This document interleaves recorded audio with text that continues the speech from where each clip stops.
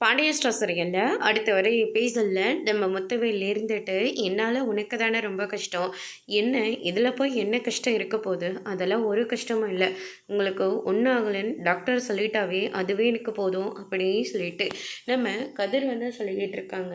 அதுக்கு அடுத்ததான் வந்து பார்த்திங்கன்னா, என்ன என் மேலே உங்களுக்கு திடீர்னு பாசம், உங்கள் மேலே எப்போவுமே எனக்கு பாசமும் மரியாதையும் அதிகமாகவே இருக்குது.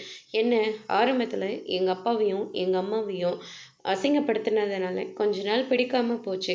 ஆனால் ராஜியை நான் எப்போ கல்யாணம் பண்ணணும் அப்போவே உங்கள் மேலே எனக்கு மதிப்பு அதிகமாகிடுச்சு அப்படின்னு சொல்லிட்டு கதிர் வந்து சொல்லிக்கிட்டு இருக்காங்க. இதை கேட்டோன்னே முத்துவேல் வந்து ரொம்பவே சந்தோஷப்படுறாங்க. அதுக்கடுத்து தான் உங்கள் தம்பிக்கு இந்த விஷயம் தெரியாதா அப்படியே சொல்லிட்டு கேட்கவும், இல்லை அவனுக்கு தெரியாது, எங்கே போகிறேன் எதுக்கு போகிறீங்க, இருங்க நானும் வரேன்னு சொல்லிட்டு எவ்வளவோ கேட்டான்.